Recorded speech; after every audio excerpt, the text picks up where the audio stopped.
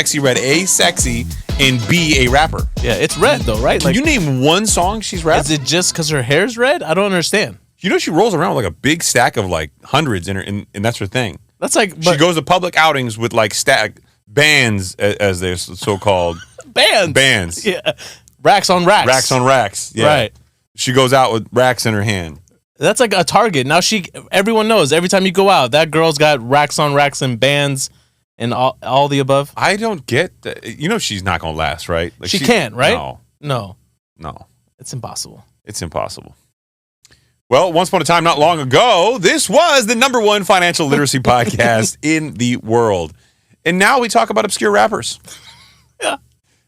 That is my co-host, my partner in time, the one and only Saied Omar. And that is my partner in crime, Chris Nahibi. Welcome back to the show, everybody. That's going to be a sexy one, especially because we have the man, the myth, the legend, DJ Haroon behind the ones and twos. You did the same thing last time. What? Well, that's your nickname. You're the DJ, bro. No, I know that. I thought he was going to pronounce my name differently every time. No, that was just for that particular episode. Relax, Harpoon. Yeah, I mean, there come you on. go. Thanks, Saied.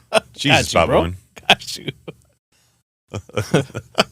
So many jokes. You know the sad part is someone's going to take Harpoon, make it about a whale and like his weight. And they're going to come after you. Dude, this guy lost another 5 pounds this week. I know. Well, not technically he gained some back. Yeah. Right. He looks good. He looks great. He's doing amazing. I'm just saying, but these haters are going to come for you in the DMs, bro. You know, that's what happened when I first started the show and we were joking the way that we do.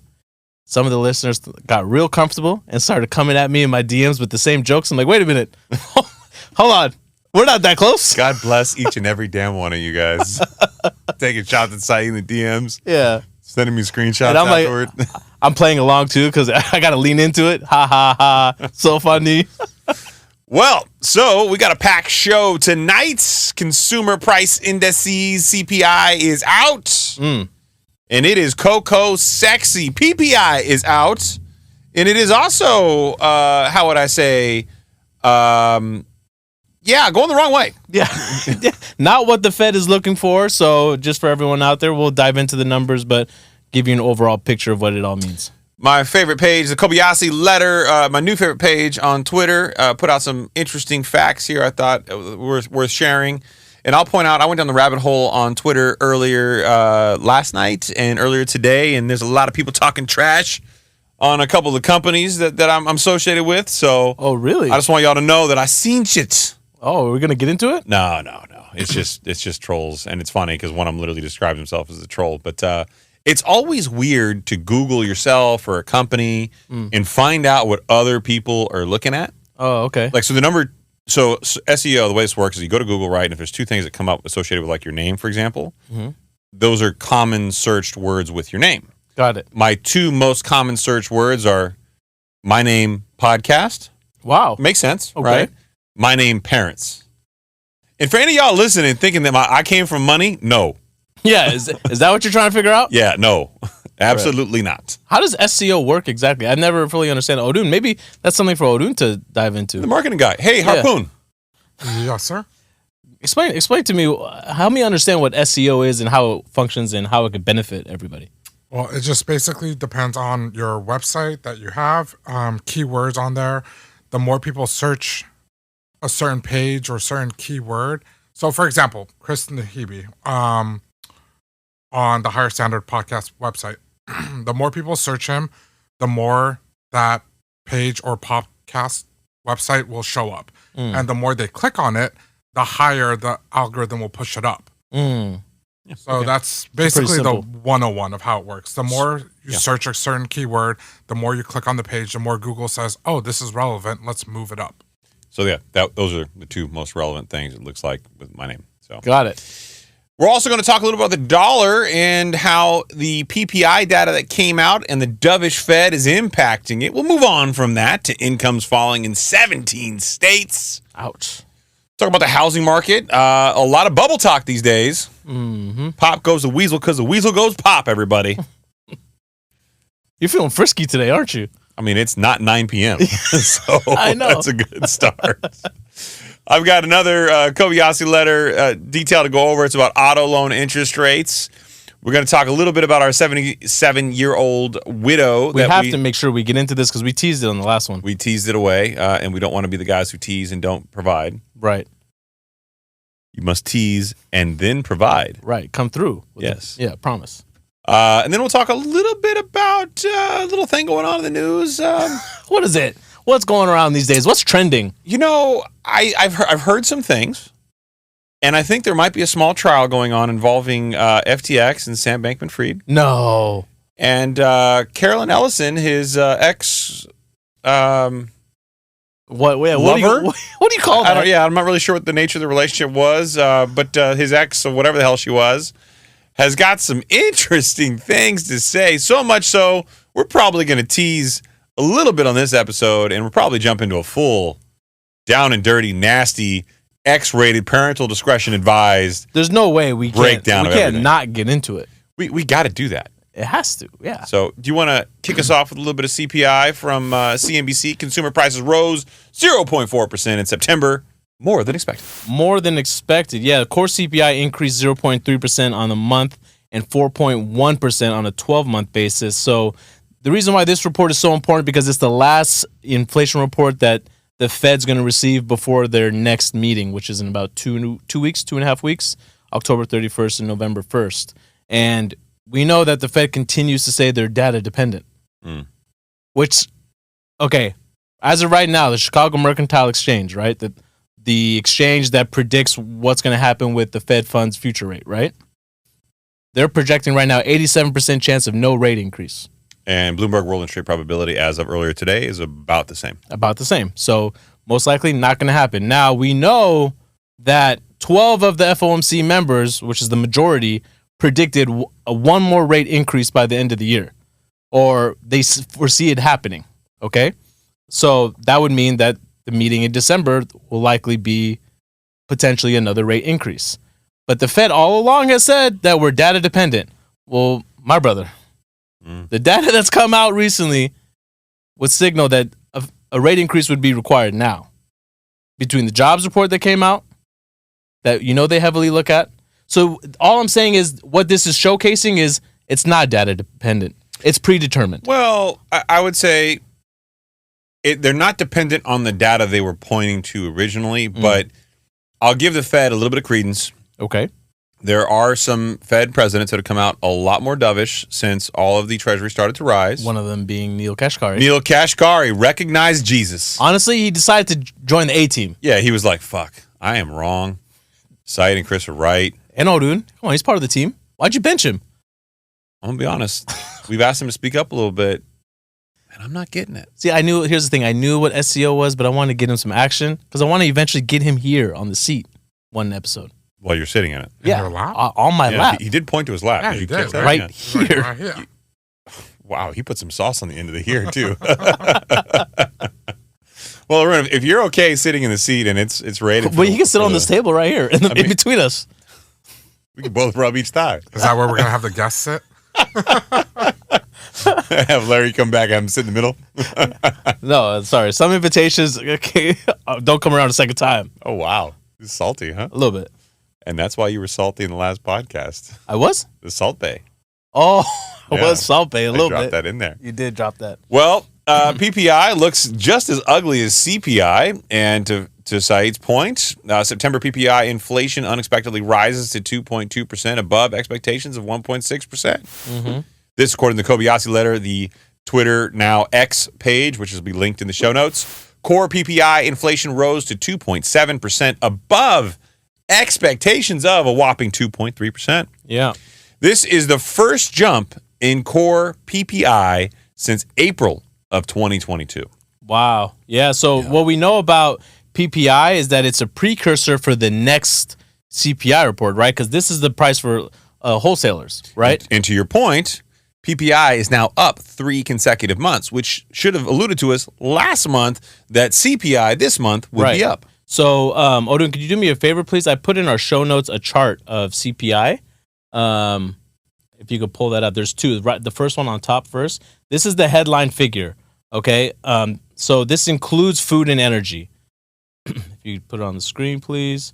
You can see that in June of last year, where it was at its peak, when it was at 9.1%, it was coming down, right? But look what's happened over the course of the last 3-4 months. It's slowly starting to creep back up. And I'm not saying it's going to go back up, but this is the Fed's concern, right? This is the reason why they keep saying we're going to hold for longer.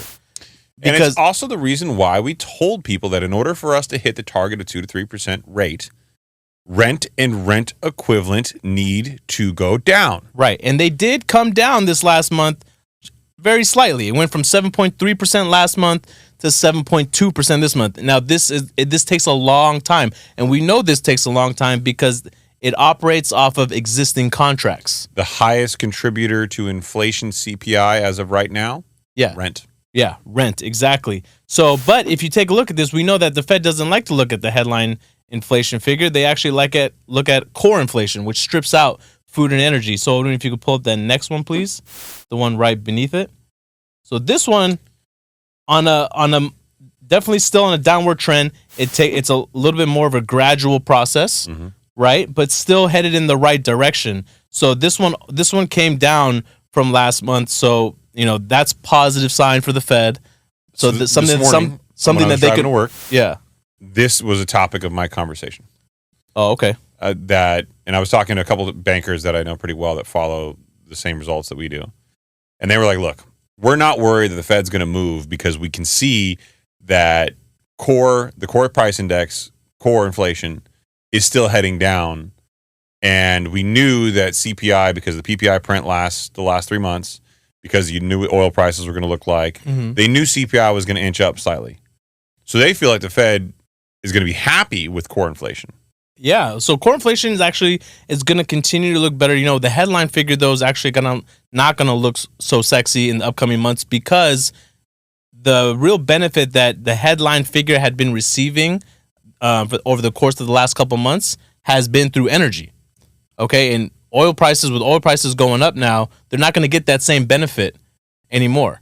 Okay, so that's going to be a major cause of concern, which is ultimately going to cause this whole situation to get sticky because we know it doesn't just affect that subsection of food and energy, it impacts all the different sections.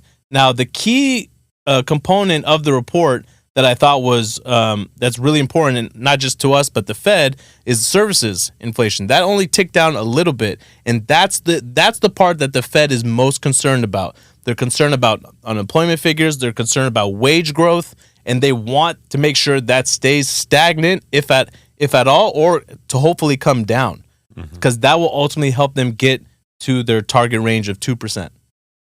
Well, Haroon, let's scroll to the next article after the Kobayashi letter there. The dollar steady on underlying moderate PPI data, dovish Fed officials. And I thought this was a great way to start with the data that we provided, diving into this, when I want to get to the housing market. And I want to get to what we just spoke about, rent and rent equivalent, and a possible real estate boom. I know so many people, probably the number one question we get, when is it time to buy a home? When are home values going to come down? We're going to address some of that speculation tonight. The dollar dipped broadly on Wednesday, tracking a slide in U.S. Treasury yields weighed down by dovish Federal Reserve comments as traders looked to the central bank's policy meeting minutes out later in the day for clues on its interest rate outlook. A slew of Fed officials have signaled in recent days that the U.S. central bank may not need to tighten monetary policy much further than initially thought. Atlanta Fed Bank President Raphael Bostic. Is it Bostic? It's got to be Bostic. I feel like Bostic might be the way to go. It sounds sexier. Okay. Anyway, like boss, tick. Anyway, there you go. Said Tuesday the central bank did not need to raise borrowing costs any further. And Minneapolis Fed President Neil Alopecia Kashkari followed with similar remarks later in the day. This after he broke the news that both he and Will Smith had been broken up since 2016. Oh, shit. Dude, this guy, my wife texts me. This is how I find out the news. When she texts me, she goes, I'm over him. I'm like, over who? Who are we talking about here? Wow. Right? And she goes, Will. I was like, it's not Will's fault. I'm a firm believer that Will has made some bad choices. I believe Jada is the wrong person for him, and she is dragging his ass down with him. But they've been separated for 7 years, man. Yeah. And whatever spell she's got on him, he's a grown-ass man. It's his own fault. But whatever is drawing him in is keeping him there. Let me tell you right now, man. Like you used to be the headline movie star in the world. Right. You are up until the slap, and maybe even just before that, it was some questionable movie choices. You were the A-list actor. Oh. Right? Okay. He could have any woman he wants in the world. In the world. Pretty close. He could have Haroon. Can't have my wife.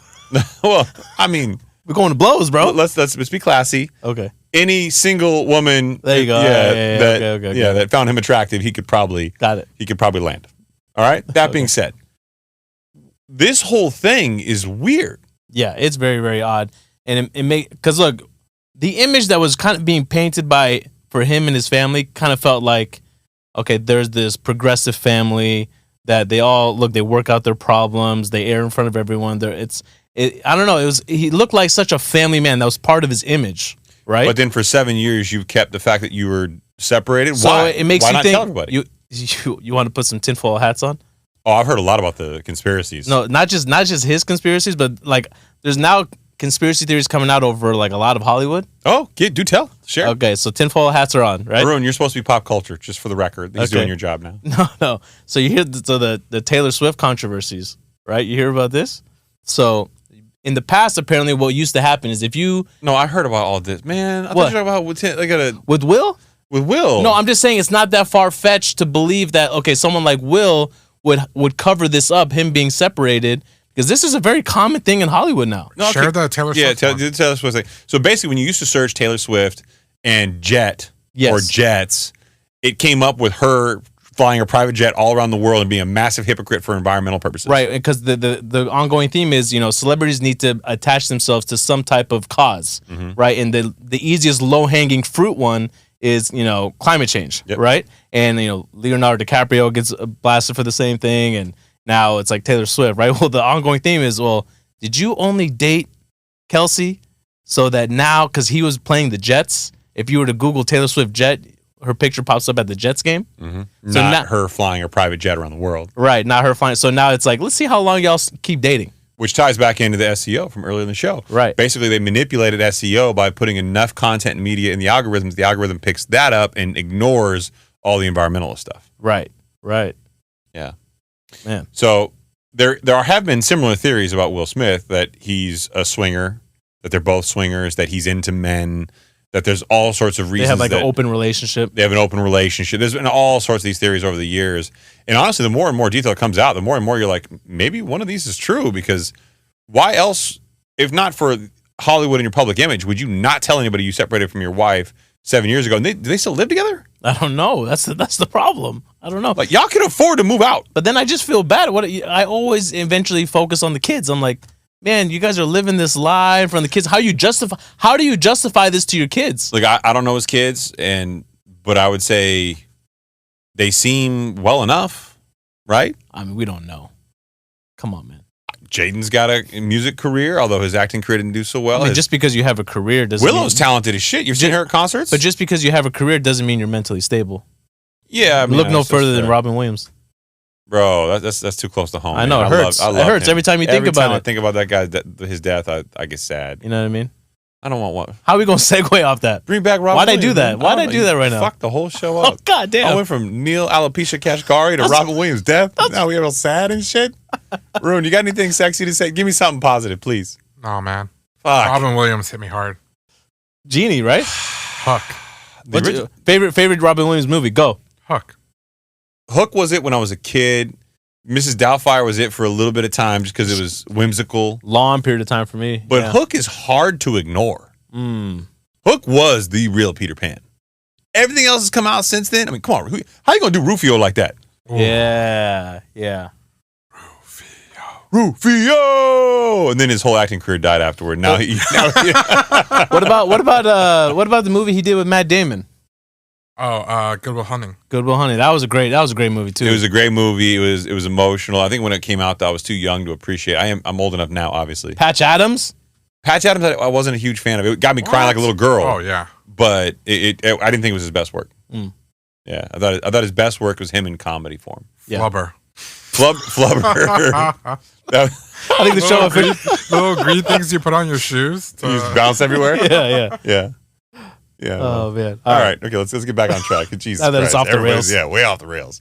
So basically, now you got the dollar dipping. You got the U.S. Treasury yields trying to stabilize. If you remember from the last show that we did on Treasuries, which I think was 184 or 183. Treasuries, 182, I believe.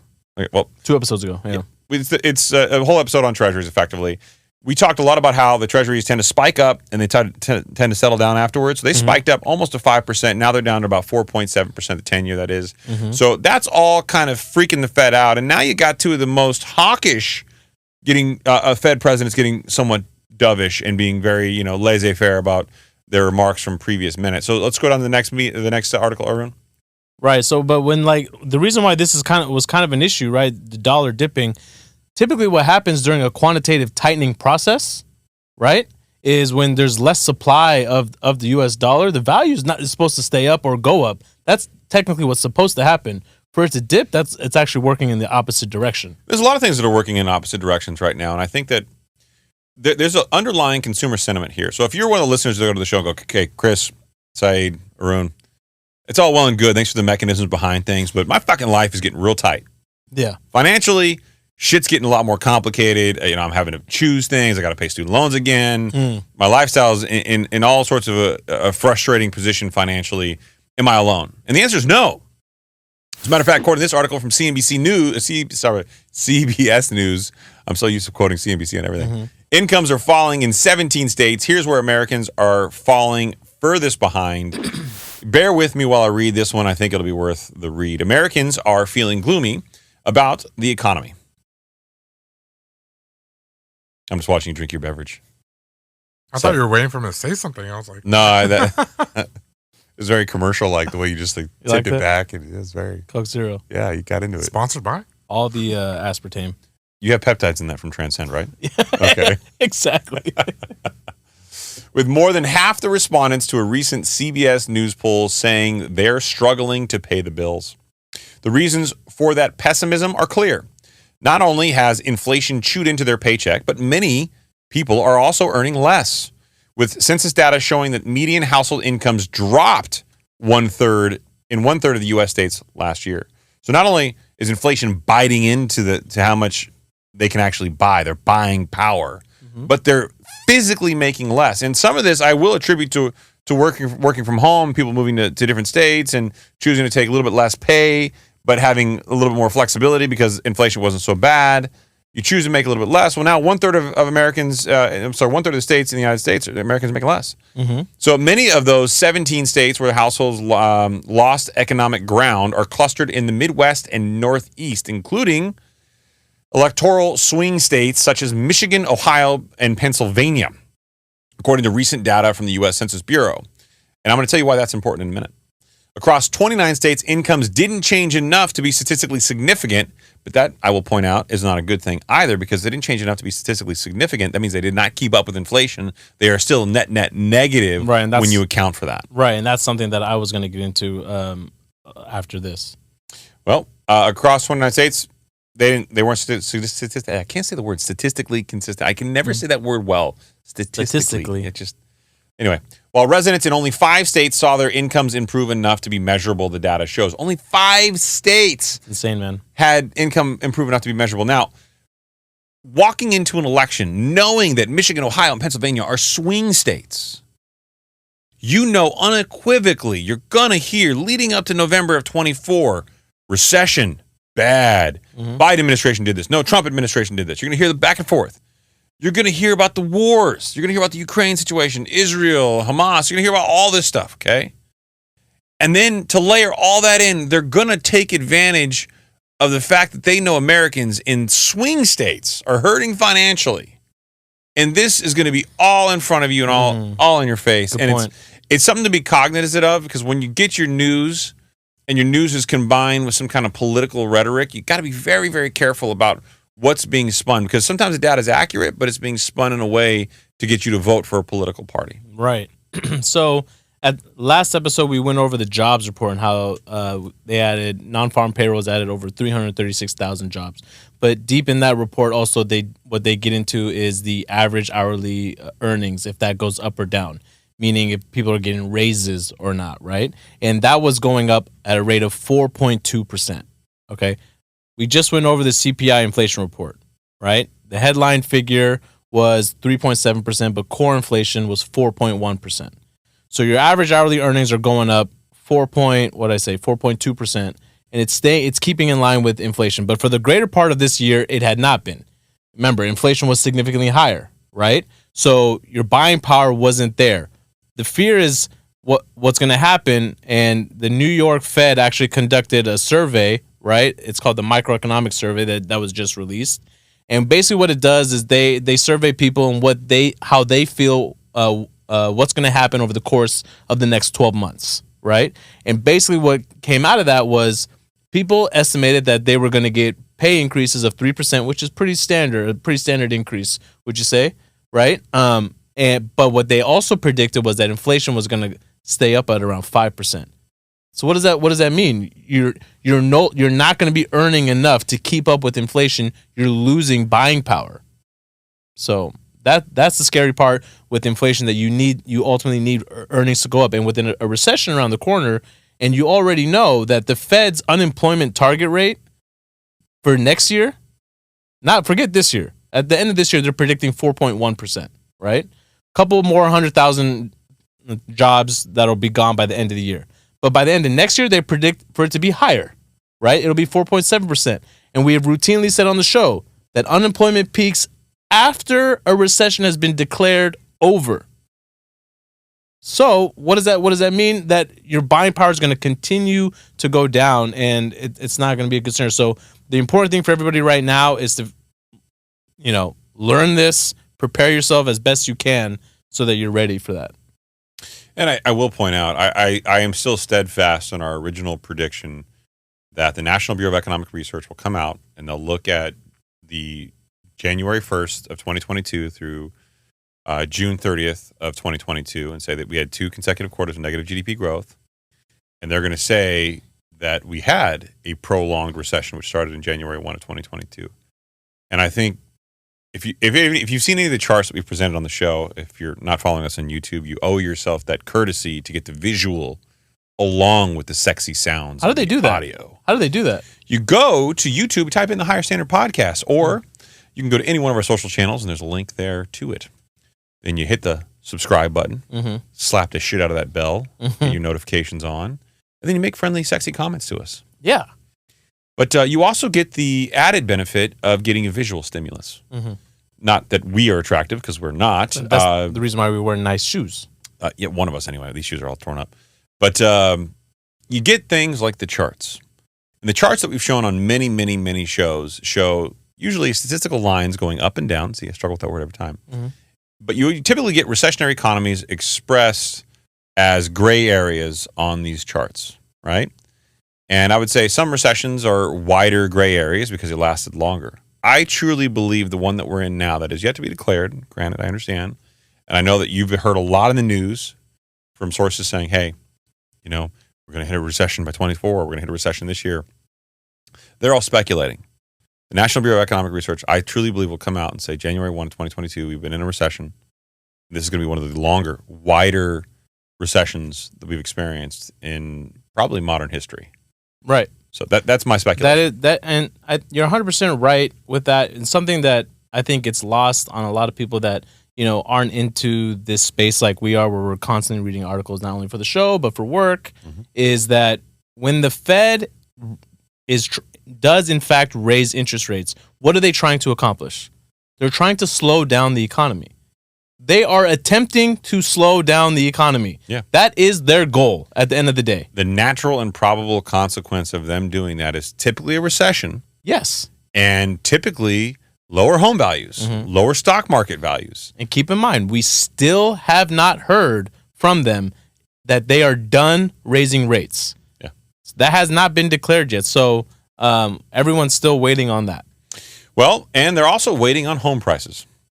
According to CNN Business, the housing market looks like a bubble, a 2008 regulator says, but not just any 2008 regulator. The median home price of an existing home stood at just $278,200 in August of 2019. According to the National Association of Realtors, That figure has since spiked to $407,100 as of August of 2023. That's a big jump from $278,200 to $407,100. Yeah, man. Talk about a bubble. That's Yeah. a classic supply and demand imbalance. Blair told CNN in a phone interview. Have any idea of which Blair I'm talking about? Sheila Blair. I think it's Bear. Sheila Bear, sorry. Yeah. Who had front row seat to this whole subprime mortgage meltdown, by the way. She served as a federal regulator in the mid-2000s housing bubble when it popped, nearly taking down the entire financial system, said home prices today are, quote, bubbly from years of rock-bottom mortgage rates. I mean, none of this is rocket science. We all know that. Yeah. But her perspective is interesting.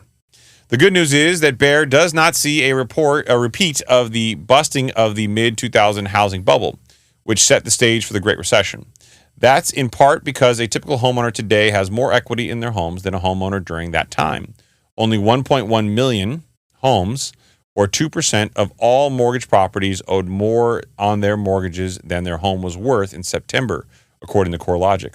That's a small number compared to the share of properties underwater during the subprime mortgage crisis, which topped out at 26% in the fourth quarter of 2009, according to CoreLogic's equity analysis, which began in the third quarter of 2009. So think about that, right? Only 2% of all homes, and what that said is the amount of money they owe being more than the value of their home. Only 2%. That's not enough units to come online, and people aren't going to just be willing to walk away, right? But they're not gonna have to walk away. Here's what I'll tell you comes up. Okay. And I'm more certain about this now than ever before. A lot of people said, Chris, the supply and demand issue, if there's not enough sales, then you can't get value to go down. And if values aren't going down because there's not enough sales, there's not enough inventory in the market, what's going to drive people to sell their property and get out of these mortgage rates? And I'll tell you exactly what's going to happen. It's getting really, really hard to get things like a home equity line of credit. It's very, very difficult because there's a credit tightening cycle happening right now. Used to be you can go get investment property loans, and there are all sorts of different hybrid loans out there. And those are going farther and farther away, if not non-existent in some circumstances. As this credit tightening cycle starts, you're going to need cash out of your property. You're going to want to get a second trust deed. Banks aren't going to want to give you one.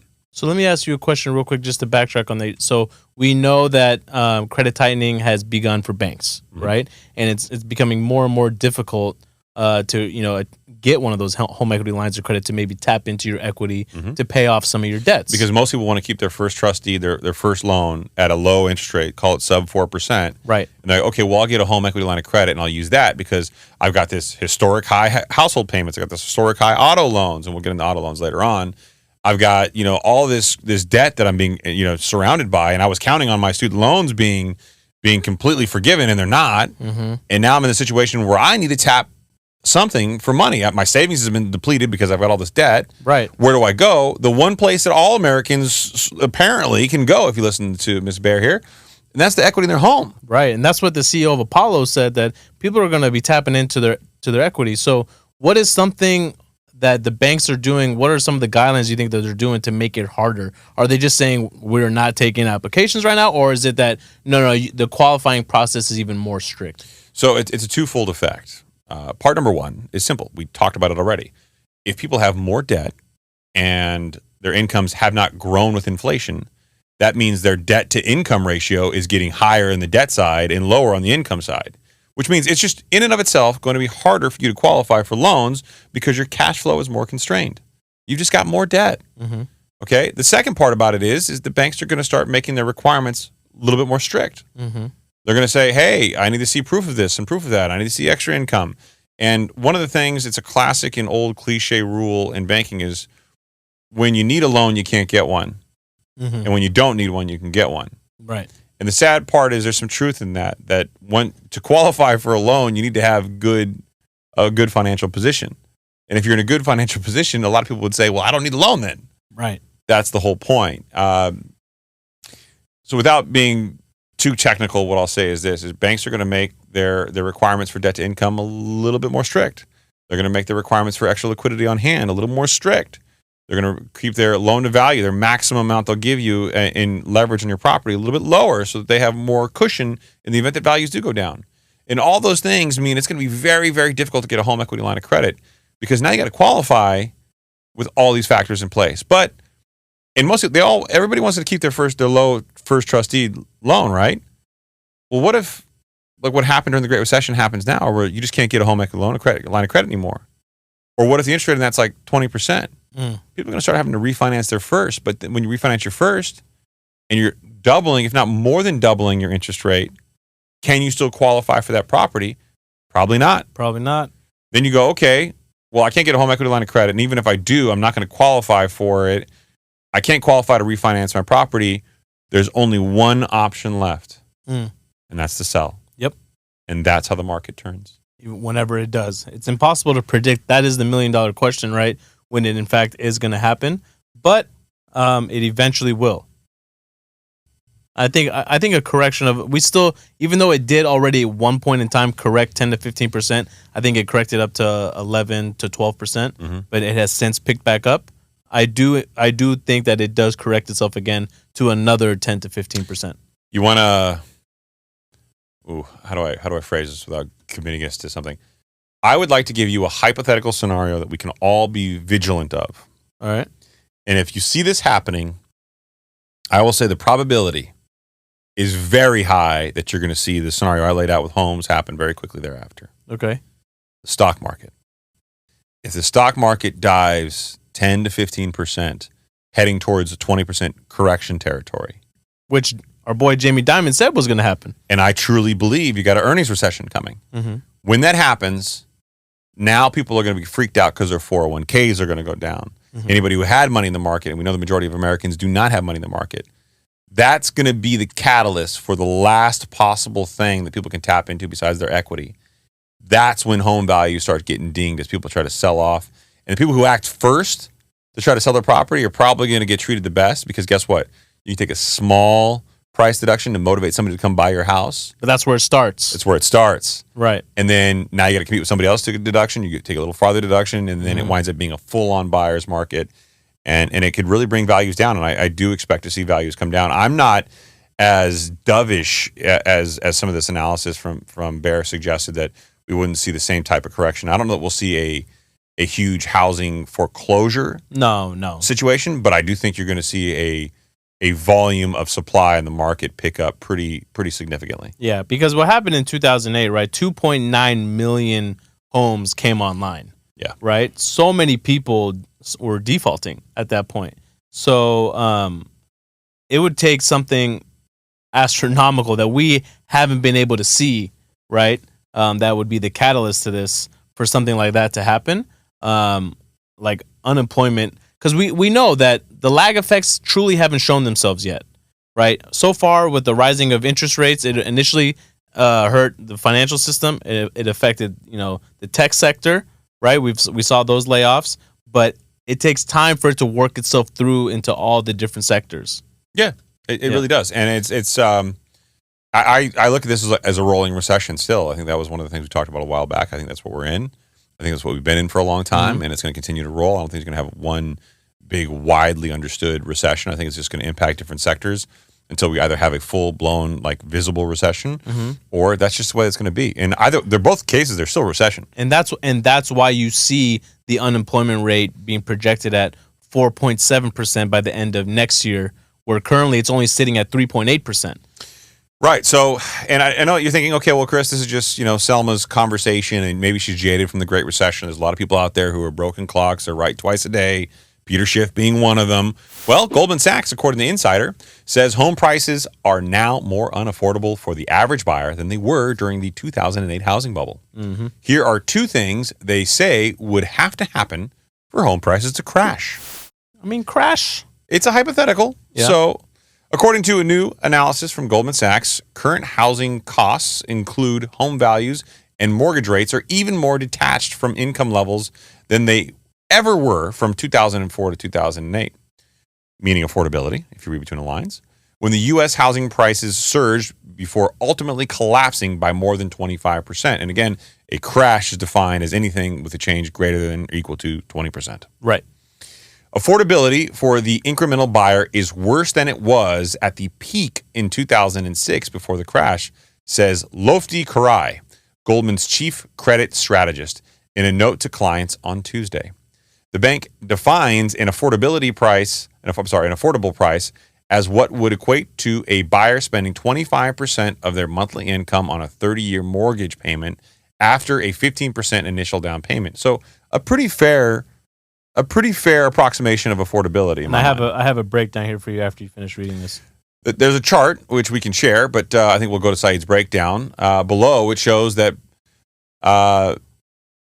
prices and rates have continued to climb. Incomes have not kept up with the same price, meaning that what would be affordable price is well below where costs really are. And let's get the chart because we've done enough about this income and affordability disparity on a number of occasions. What was your ad? It was just to provide somebody like some context here, because you want your mortgage payment to not take up the bulk of your income, right? There's expenses that you need to account for, even some expenses that you haven't even foreseen yet, like especially if you're starting a family and you plan on having kids, things like daycare. These things are expensive, right? If maybe your cars are paid off and you're going to buy a new car. So that's why they project affordability to be somewhere, your payment be somewhere within 25% of your income. Earlier, you had mentioned that the median household price of a home or value of a home, $407,100. Okay. Right now, if you put 15% down and you get a loan at 8% rate, your payment is $2,500. That is approximately $121,000 annual salary. That is not the average salary for a person in the United States. That's double. It's double, exactly. The average salary for someone in the United States, $60,000. Yeah. Double. So you know what that would mean? That would mean that if you do the math, it would mean they would need a mortgage payment of $1,250 a month, $1,250 a month. That's what you need your mortgage payment to be. You know what that gets you? A house just shy of $200,000. Not a lot of places left in the United States where that's a possibility. Especially if you live in places like California, forget about it, dude. And that's sad because you're almost being forced to move away from your families. You know what I mean? Just to start, a home and build memories somewhere else. And look, it goes to show you that the affordability, I mean, we've highlighted this so much. That's why I thought the chart wasn't worthwhile. It's clear that income has not kept up with home prices. Everybody listening to the show knows that. I mean, it's just what it is.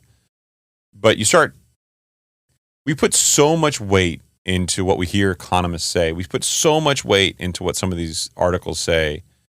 And I'll be the first to admit, look, we talk about these articles all the time. We talk about the data all the time because that's the only thing we have as a barometer. But we feel it more tactilely in real life every single day with what we feel and what we see. Your gut instincts on these things, you might not be an economist, but you're probably fucking right. If you feel like things are getting tighter, it's because they are. If you feel like the world around you's got a lot of risks and red flags, and there's a lot of steam coming out of this really pressurized engine that we call life, it's because it's actually happening. Don't let these articles tell you that, there's a possibility of this or a possibility of that, or this may happen, this might not happen. This is happening. Right. And that's just my tactile life experience. And I see more people's financial position than most people that I think I know, just because I see the volume of deals that I see. And I can tell you this is impacting everybody, wealthy, poor, upper class, middle class, upper, middle, lower, whatever you want to identify with. This is affecting everyone. It almost feels like they're letting the system fail them. Or the Fed has just been very, very, and now look, I'm not defending the Fed. I'm trying to get both sides. They've been very, very clear that they need this to happen. They want this to happen. I don't think they've been as honest because look, so we haven't talked about this in the show, but the National Association of Realtors, yes, the Mortgage Bankers Association, and the National Association of Home Builders put a letter together, one single letter. I put an article in here, Odin. You might as well plug it here. Okay. Yeah. They put a single letter together, and the trade organizations that they represent basically told the Fed, they asked the Fed for two things, send it directly to Jerome Powell. Thing number one is no more Fed interest rate increases. And thing number two was to hold rates until such time as...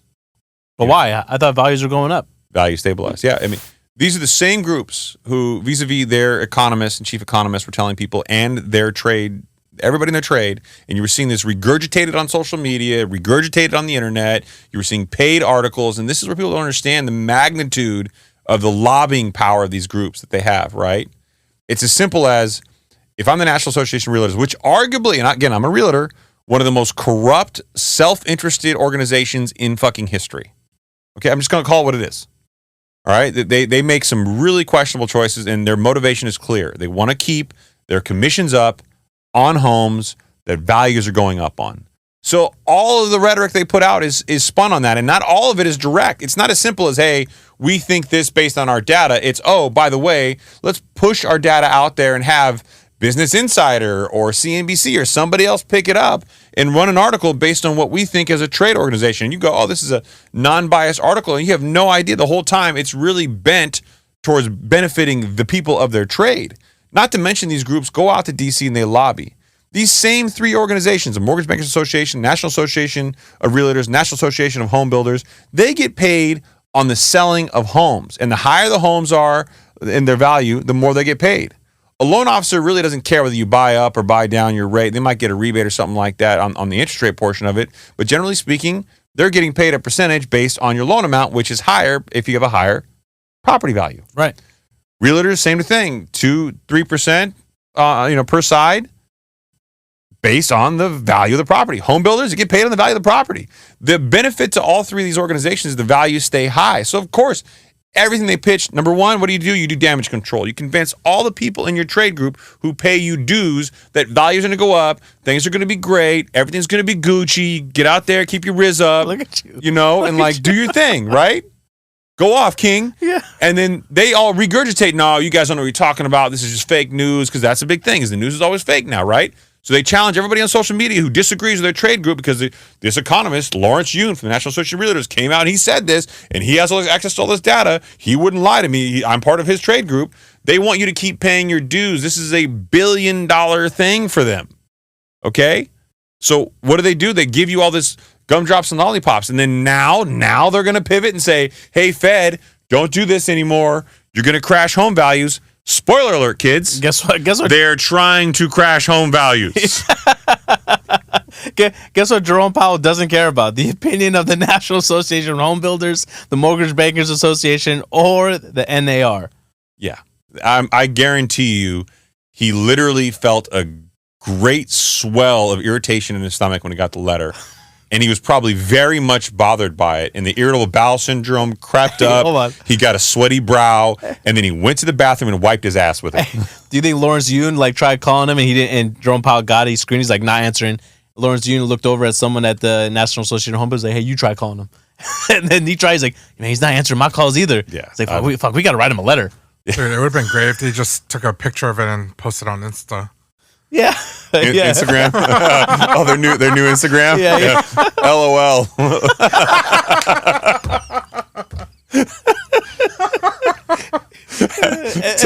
Tag Lawrence Yun. Jerome Powell looking over at Neil that's cute. Yeah. That's cute. You think Drake's bothered by the opinion of somebody on the podcast? No. Yeah, I don't care. What makes you think Jerome Powell gives a shit? Dude, what scares me or what worries me is we've all been, taught or made to believe into this American dream, the American dream of buying a home, right? Yeah. And, everyone, I think, or a lot of people aspire to have that someday too. Well, because life, liberty, pursuit of happiness, when the way that was originally written, pursuit of happiness meant ownership of property. Right. That was the American dream. So, I hate to say this, but values have gone up 40% since the pandemic. Fuck, man, that's crazy. 40%. We've been talking about, we see projections of, it correcting somewhere between 10 to 15%. Even if it does that, and it only does 10 to 15%, and then it starts to pick back up from there again, wages aren't going to correct themselves to help people now then catch up. Mm-hmm. So I feel like eventually over the course of the next 5 to 10 years, the American dream is going to change, man. The idea behind it. So there are some scenarios where it has to change or home values come down. The middle class gets effectively eviscerated eventually at this cadence, because you just have generations that aren't going to be able to buy. There are a lot of problems. Look, and I hate to say this, but home values and rent and rent equivalent, for those of you who follow the vernacular that goes in line with the inflation predictions, those are the linchpin to wealth and prosperity in this country. They just are. Take it for what it is. And there's lots of businesses that, frankly, take advantage of that to their own financial benefit, which is fine. Like, I'm not judging. I'm not anti-landlord. I'm a landlord. I get it. Right. I'm not anti, wealth creation. I'm not saying the top 1% or the, tax the rich and all that other bullshit. What I am saying is everybody should have a fair shot. Right now, I don't give a fuck what anybody says. You don't have a fair shot. No. So why do they keep building? I mean, if home prices continue to go up, people can't afford it, interest rates are too high, why do they keep building new homes? I know a few episodes ago we talked about the rise of apartment complexes being built. That's a different thing. But so new homes, to answer your question, that's an easy one. If you want to buy a property, it's so competitive, or it had been for so long, that if you went to a home builder, you can get on a waiting list, get a property allocated to you, pay a relatively fixed price, and it'd be almost painless. But you had to wait. Most people didn't want to do that, or there wasn't new building in their areas. If you're like in a major metropolitan area, there's not a lot of new property there. So a lot of these properties were built in the Midwest. There's plenty of land. Now, keep in mind, your typical construction loan, if you're building for a single property, usually single family, that's a high-end property, a little bit longer. But most of these people are going to large developers who are develop track homes, right? Right, like that's what I did. My first house that I bought. Right, but that was like an 18 to 24 month development period for the entire build out, right? Exactly. So these properties that were financed a year and a half to 2 years ago are coming to the market because they had access to low capital then, that are now being funded in the market. What you'll see 18 to 24 months from now is almost no construction. Yeah, because right now we actually know that housing starts. So this is actually something that gets tracked, is that, when construction companies break ground, right, and they get their permitting, housing permits and housing starts, that's actually down, meaning that construction companies that build out these residential areas, they've effectively slowed their entire business down because it's just not cost effective for them right now to continue to build.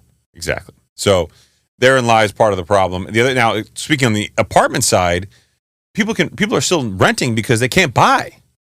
So if the majority of Americans cannot buy their first home, they're going to rent. Now, the question is, can you continue to build these high-end luxury apartment buildings? And the answer is no, because guess what? Now people are strapped financially. You got unprecedented credit card debt, unprecedented auto debt, unprecedented student loan repayment that people were shocked with now. They're working from home, making less money. Inflation's taking a bigger chunk out of it. They're going to say, you know what? I need to live somewhere, but I don't need to live in some place with granite countertops. I can go to a tile countertop and not pay for the amenities here. Right. Or I feel like people will be, slowly in areas like in California, they'll eventually start accepting the fact that maybe I can't afford to buy a home anymore. So they'll go buy a condo somewhere that doesn't have a yard, and maybe, pay an association fee to have, some nice common area living. So eventually that's going to change. All right, Haroon, let's skip it to the next one. We're getting a little long in the tooth, and there's a lot I want to cover tonight. You're getting long in the tooth. I am getting old. So, again, from the Kobayashi letter, auto loan interest rates are now at their highest since 2008. Meanwhile, the auto loan serious delinquency rates are now at 2008 levels.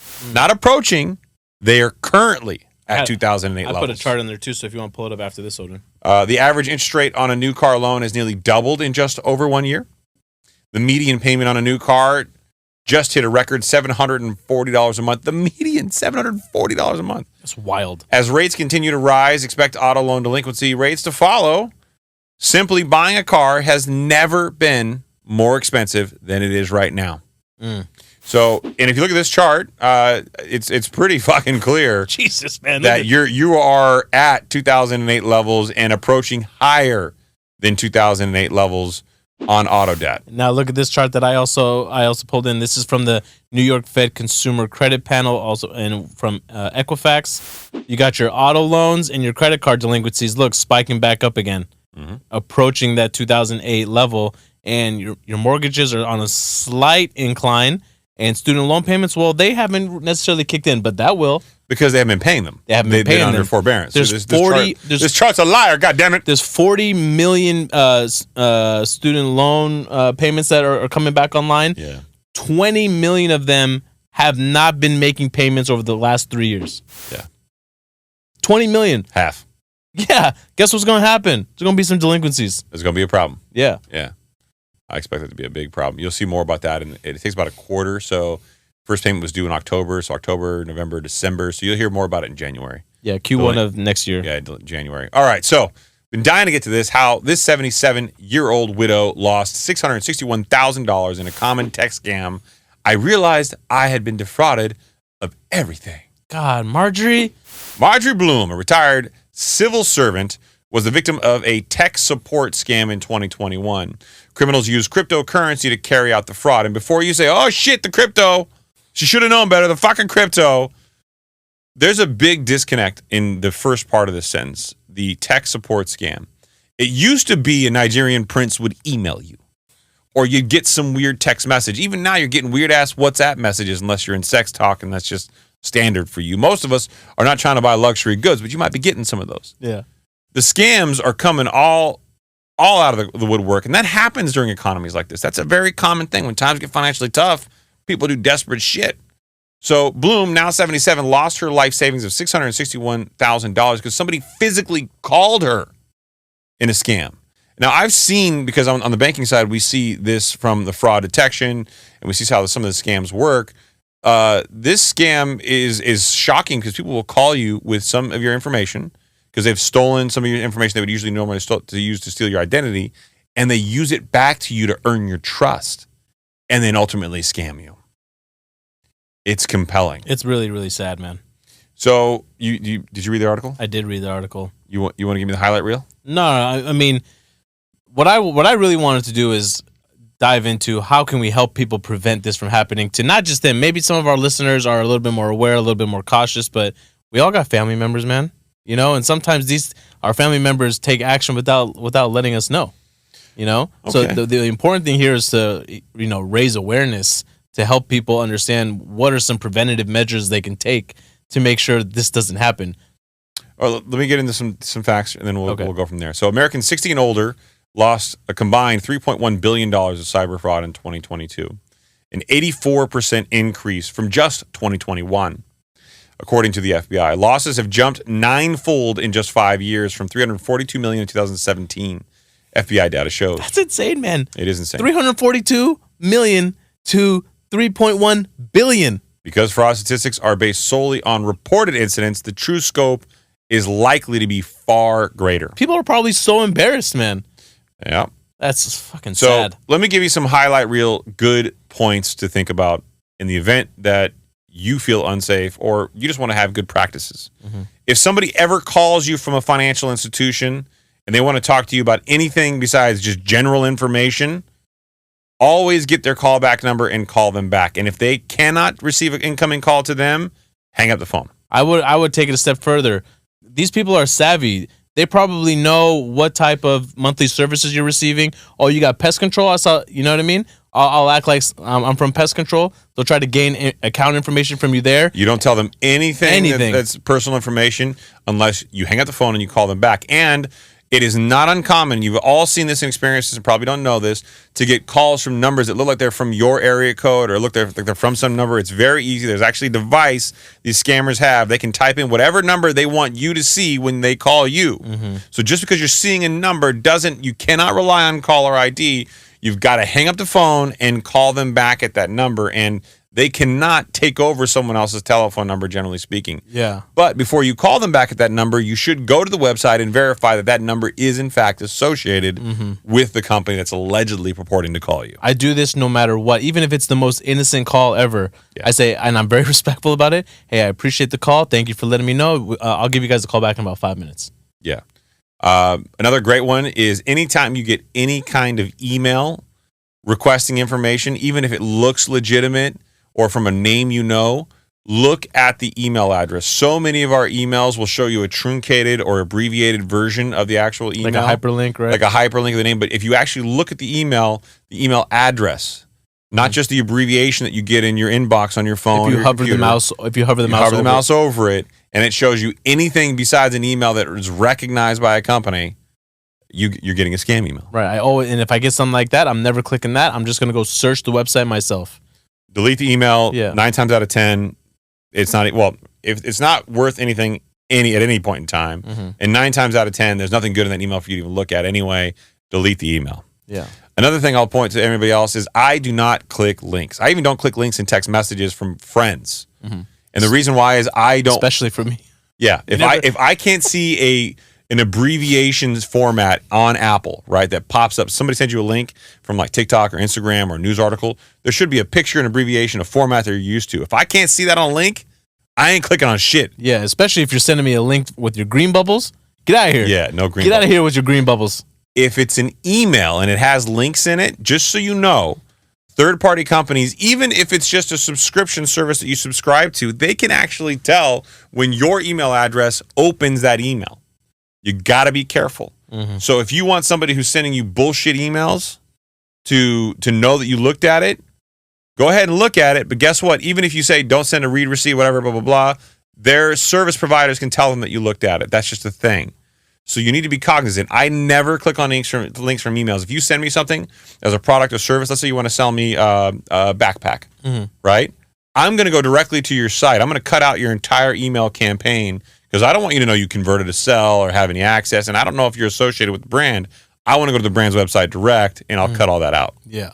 So these are just some of the best practices that are out there, some of the things that I do. But if there's ever like a link under your favorite podcast on like YouTube, those are the ones you can trust. You really should. And if it's from the higher standard. Yeah, absolutely. Not the ones in the comment section, just the one under the show notes. In the show notes, yeah. The show notes are arguably some of the best links you can click on in the world. I think they're sexier if you click on links. It makes you sexier. That's what Is that what it was? That's yeah, what it was, it's been so long. Yeah, and those roll out in November, I think.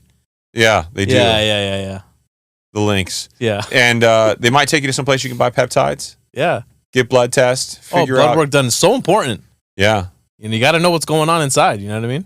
If you haven't hopped over to Transcend, go over there. We won't even, don't even worry about the link right now. Just go over there, click on something, buy something, and just send an email that says, you know what, Chris said, you're welcome. # blessed. Or Saied. I mean, not just Chris. You're so selfish. Yeah, I am or selfish. Haroon. No. Listen, or Haroon. Or Baboon. Harpoon. Yeah, imagine somebody says, hey, Baboon sent me. Is that the Liver King? Who's? And that guy's falling off. All right, Haroon, we got a couple more articles, I think, right? Is that it? No, we just got to tease the next one. Is that it? Go Caroline, right? Woo!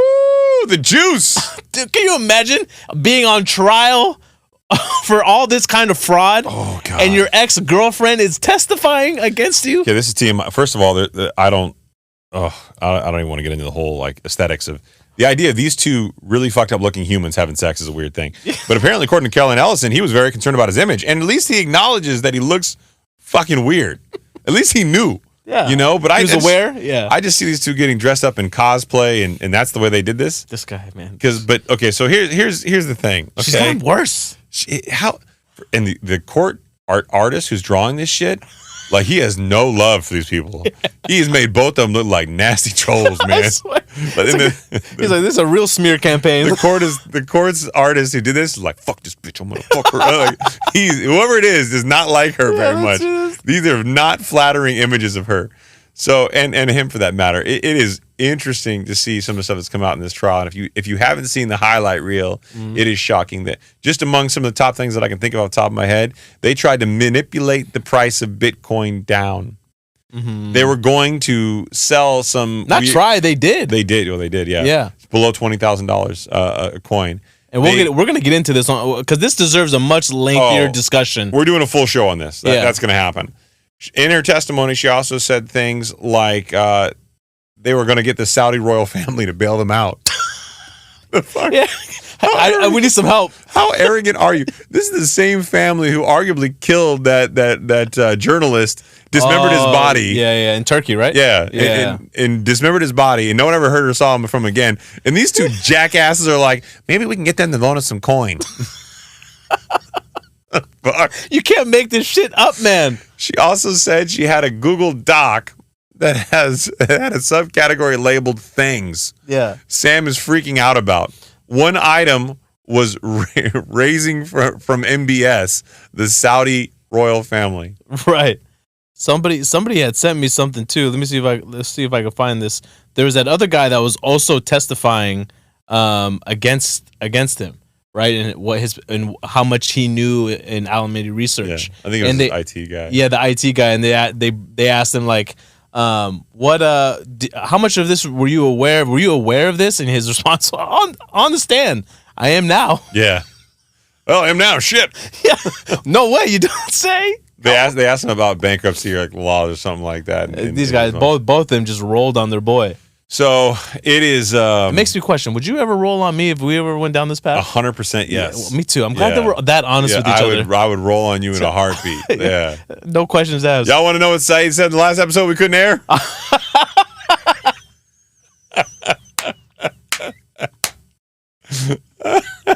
I guess we'll never know. We'll never know. Oh shit! I think we'll call it on that one.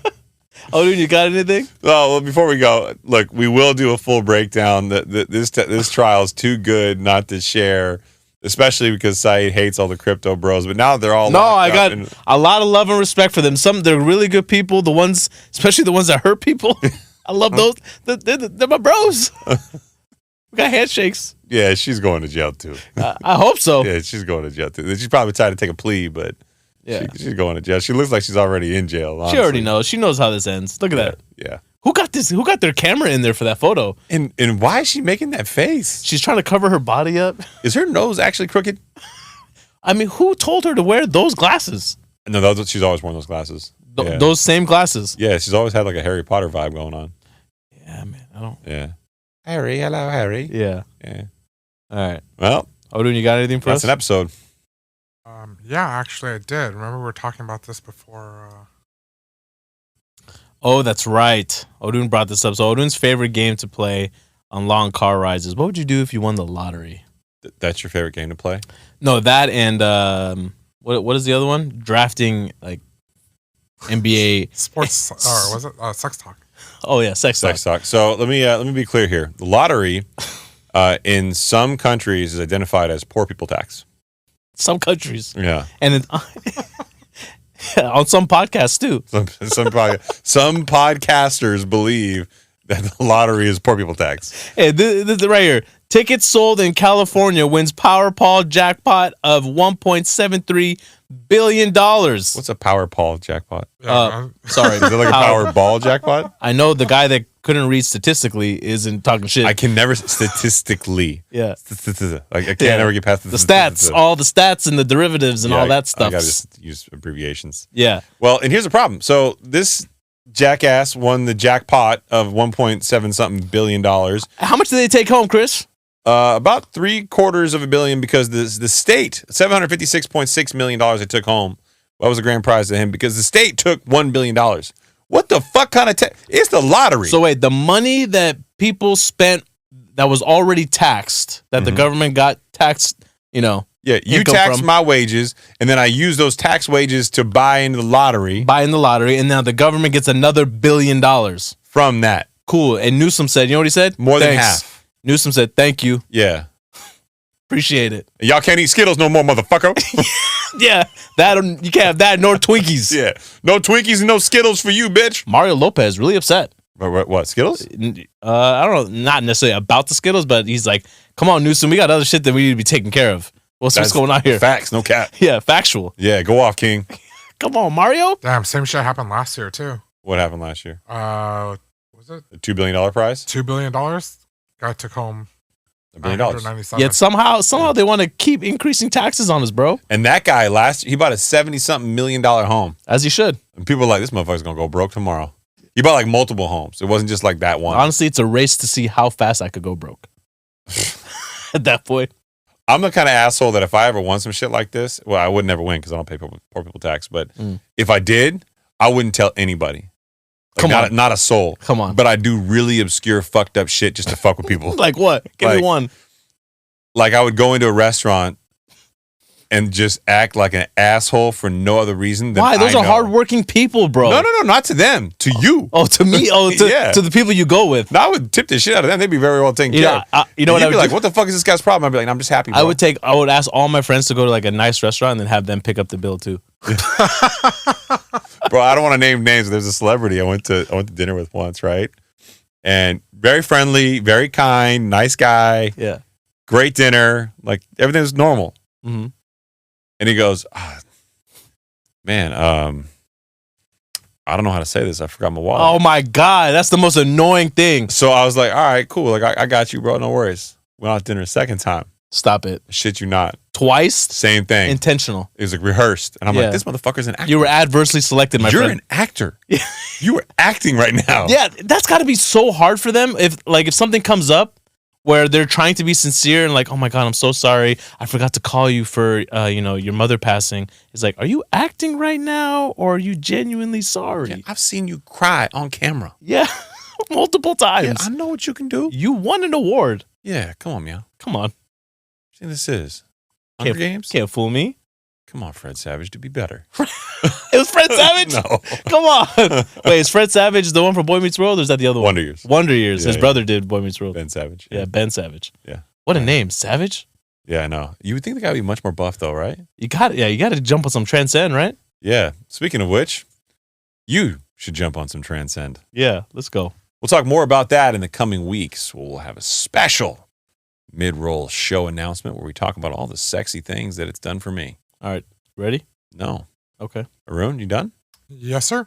All right, now I'm ready. Try to be so respectful. I'm the one. That's my job. I did that already. Did what? I asked him if he has anything left. Listen, I know that I'm the more caring one on the show. That's And not you true. are kind of not so caring. Okay. I'll let you have this. Very selfish. Because Haroon has to edit this. He's not going to be happy if it goes on any longer. It's bad enough you made him edit one with a fucked up camera last Me? time. Bro, I announced it literally a minute into it, and you're like, "Oh, you're gonna announce it midway through." Okay, sorry. Here's my problem. Number one, you want us to do shut it off mid-show and start again? Yeah. It shows 2 minutes. We're into one-trick ponies, bro. 2 minutes is all we got. That's part of the draw, right? People know Wait, that 2 they're not minutes is getting. all you can do? They Chris? never get an edited show. It never. Hey, Christopher. Almost. Almost never. Good night, everybody. Bye.